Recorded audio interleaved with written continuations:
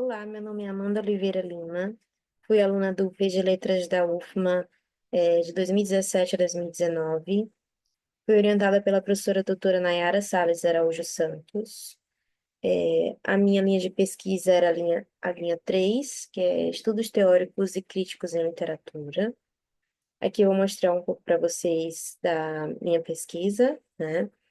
O nome da minha pesquisa era Umbra, o Caçador de Androides, uma análise das relações ecológicas e tecnológicas na literatura distópica.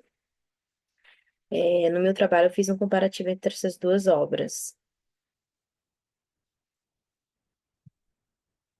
Os objetivos da minha pesquisa eram analisar comparativamente, né, como eu já falei, o livro Umbra, de 1977, de Plínio Cabral, que é uma distopia brasileira, e o Caçador de Androides, de 1968, de Philip K. Dick, que é uma distopia americana.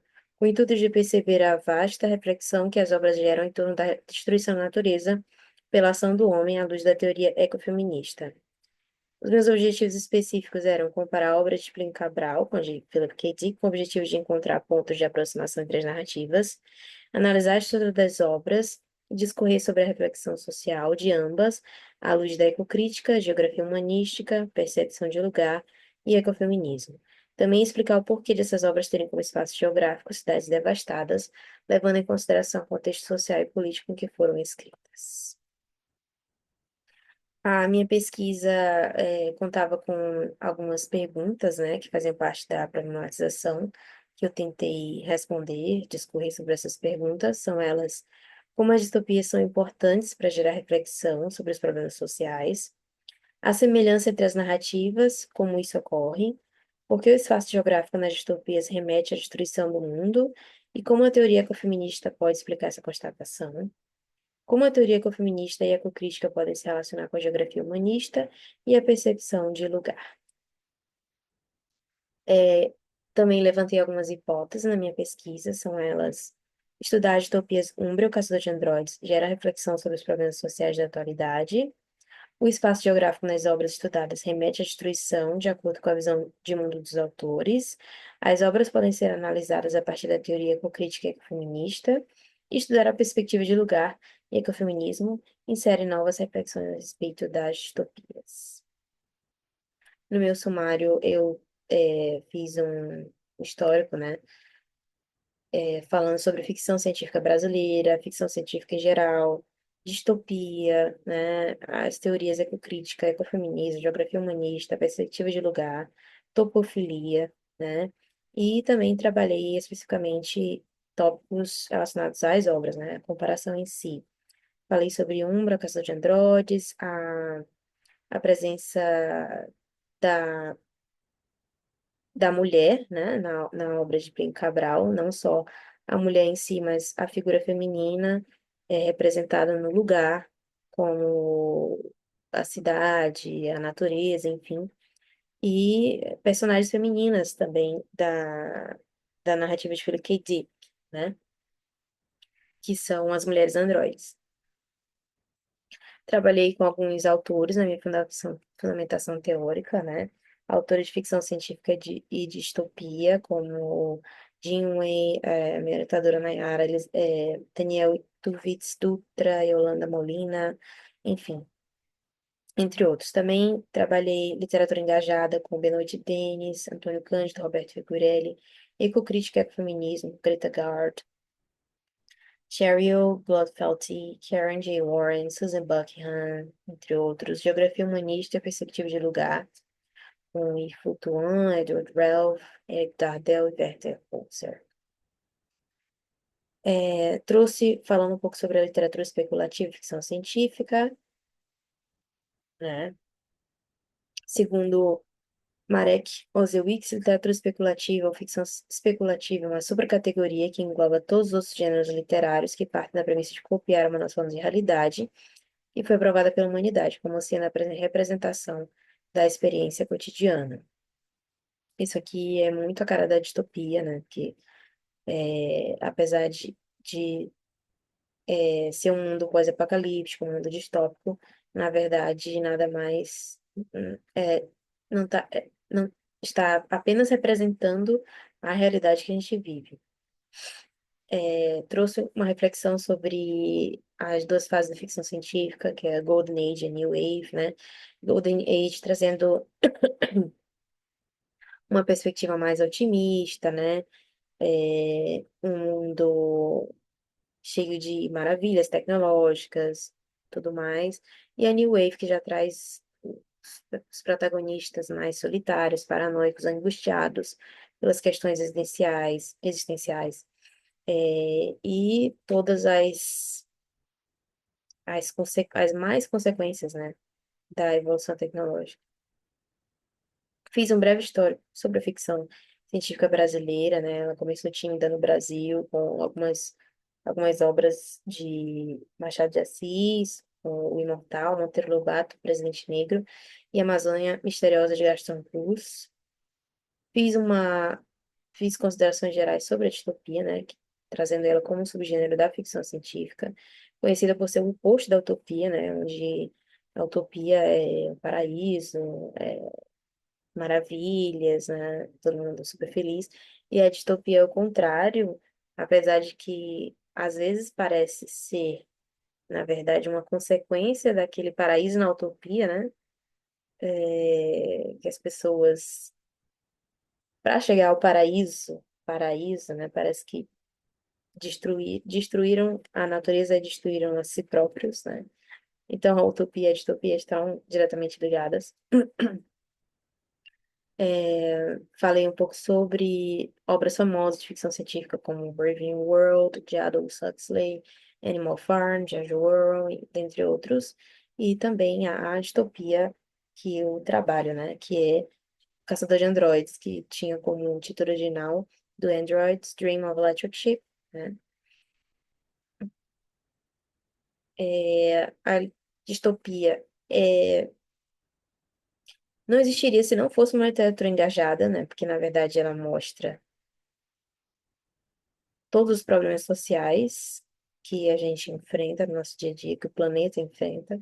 Então, não tem como falar de distopia sem falar de literatura engajada. Trouxe Glotfelty falando um pouco sobre a ecocrítica, né? Eu vou ler aqui um pouco para vocês.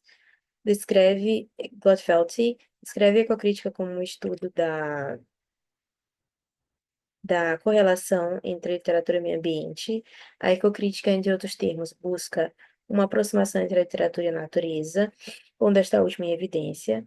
Segundo o mesmo autor, com a ecocrítica é possível fazer vários questionamentos, como qual a importância do meio ambiente para o enredo de tal narrativa, assim como raça, classe, gênero. O lugar poderia também fazer parte da crítica literária, né? Então, a ecocrítica traz essa questão, a aproximação da literatura com a natureza, né? é, Busca conceitos da ecologia e tudo mais, e reflete sobre essa questão do lugar. Já o ecofeminismo, né, que é a teoria principal da minha pesquisa, fala, já envolveu vários campos de investigação, sendo eles ativismo feminista, movimentos da paz, movimentos relacionados ao trabalho, cuidado da saúde da mulher, movimentos antinucleares, ambientais, liberação de animais, né? Adentrando na percepção de ecologia, feminismo e socialismo. A premissa básica do ecofeminismo é que a ideologia que autoriza opressões como aquelas baseadas em raça, classe, gênero, sexualidade, habilidades físicas e espécie é a mesma ideologia que sanciona a opressão da natureza. Então, o ecofeminismo é interessante, ele coloca a natureza como uma minoria, né? Que está sendo ali oprimida pelo ser humano, que não percebe que faz parte, né? É ali um pedaço da natureza, mas por ter essa questão de superioridade, de dominação, né? Vê a natureza como algo que ele deve utilizar sem, sem se preocupar com nada, né? Graças a essa ideia do ser humano, da sociedade, de que a natureza é uma minoria, algo que deve ser oprimido, que deve ser vencido, conquistado, é que a gente está vivendo, né? Todos esses problemas que a gente vê nos jornais e sente na pele, como as mudanças climáticas, né? Geografia humanista também, também traz esse relacionamento entre a natureza e a sociedade, né?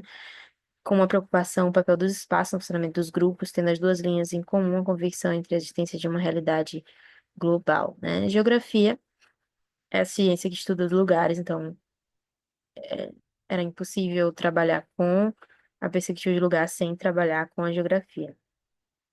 E aí eu trago as duas obras, né? Umbra é uma obra muito interessante e desconhecida, né? Uma distopia brasileira, genial, que é dividido em várias historinhas, né? Várias mini histórias, que a gente vê uma influência bíblica muito grande.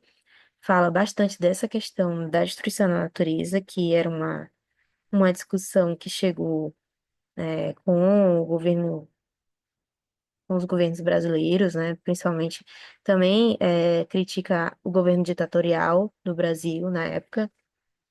Então, é uma obra muito rica e a gente vê, por exemplo, aqui uma citação de Umbra para vocês verem essa questão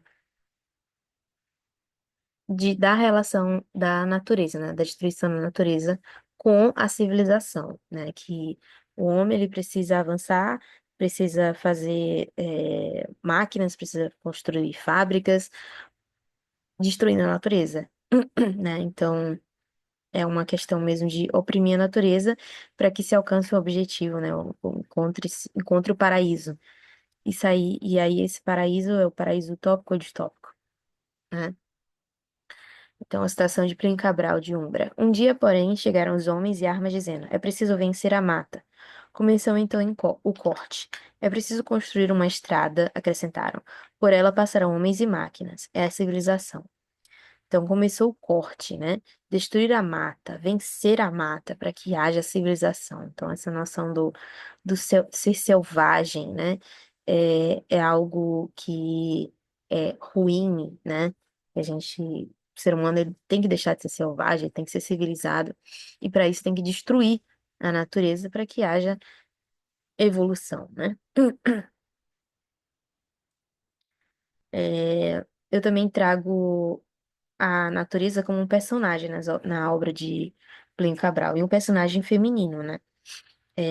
Tem vários nomes femininos que estão presentes nas histórias, como terras baixas, montanhas, cidade, fábrica, cidade, planície, né? São nomes femininos, que a gente pode interpretar como personagens, né? Na obra. Eles estão ali fazendo parte da história. Eles não falam, mas sofrem, mudam, né? Então, eu vejo eles como personagens na obra de Plain Cabral. Já trazendo um pouco do Philip K. Dick, né? Dos Caçador de Androides, que chegou, que também tem o título de Blade Runner, tá? É, também trabalho a mulher, os personagens que são mulheres, né? Na obra de Philip K. Dick, como uma mulher androide, né, que eu vou ler para vocês uma passagem do livro. Assim deixei ligado o som da TV, sentei-me ao meu órgão e fiz uns experimentos. Finalmente descobri uma combinação para desespero. Seu rosto moreno, animado, mostrou satisfação, como se ela houvesse realizado alguma coisa de valor. De modo que eu coloquei isso em minha programação 2 vezes por mês. Acho que é um período razoável de tempo para a gente se sentir impotente a respeito de tudo, de ficar aqui na Terra, depois que toda a gente sabida emigrou, né? Então, aqui a gente percebe que os personagens, eles são máquinas, né? Parte máquinas, e aí eles têm programação e tudo mais, e ela meio que se programa para se sentir feliz, né? Para se sentir leiga, né? Ignorar tudo que eles vivem, né? Porque muita gente já está imigrando para outro planeta, porque o planeta Terra é inabitável. A gente vai ver em outra passagem como que é descrita, né, o lugar. É, aqui. Essas duas citações, para mim, são as que mais demonstram assim, semelhanças, né? Convergências e divergências, principalmente convergências nas duas obras, porque elas descrevem o lugar, o planeta Terra destruído, né? Então, Umbra fala. Plínio Cabral, em Umbra fala. Crestava a terra, empestava os ares, exalava mau cheiro, mergulhava em fezes e urina, expandia-se e ao mesmo tempo comprimia e apertava, empilhando corpos sobre corpos. Sucediam-se os cubículos lado a lado por distâncias incomensuráveis, até a vista perder-se. Depois sobrepunham-se cubículo sobre cubículo, formando andares que subiam ao fim dos céus. Então a gente consegue imaginar, né? Que planeta é esse? Que Brasil é esse, né? Porque Umbra é uma brasileira. Que exalava fedor de urina, que empilhava corpos, né? A gente pode imaginar que tenha havido uma guerra ou que realmente é um ambiente pós-apocalíptico, né? Que foi sendo destruído com a ação do homem. E aí o Caçador de Androides mostra um lugar bem parecido, né? Que é descrito em Umbra. O edifício impressionava-o. Grande e moderno, possuía um bom número de empregados, puramente burocráticos de alta classe. Os grossos carpetes, as caras escrivaninhas de madeira autêntica, lembraram-lhe que a coleta e remoção de lixo tornara-se desde a guerra uma das mais importantes indústrias da Terra. O planeta inteiro começava a transformar-se em sucata, e mantê-lo habitável para a população restante exigia que o lixo fosse ocasionalmente tirado do caminho, ou, como Buster Amigão gostava de dizer, a Terra morreria sob uma camada, não de poeira radioativa, mas de entulho, né? Então, vejam só. Em Umbra empilhavam-se corpos, fedia urina, né? O odor empestava os ares, e em Caçador de Androides, o planeta estava virando sucata, né? As pessoas, inclusive, quase não havia pessoas na Terra. Eles tinham migrado para outro planeta. Então, aqui, o lugar, na minha opinião, é o mais importante nas duas obras, né? E é, é o que eu quis explorar com a perspectiva ecofeminista, ecocrítica, perspectiva de lugar, e a questão da destruição desse lugar, né? Que leva a humanidade junto, né? Se a humanidade destrói a natureza, ela está se destruindo também. Considerações finais, as obras analisadas neste estudo possibilitam reflexões atuais que dialogam com as discussões levantadas não apenas no ambiente acadêmico, mas também no meio político-econômico, haja vista seu caráter interdisciplinar e universal. Obrigada, gente.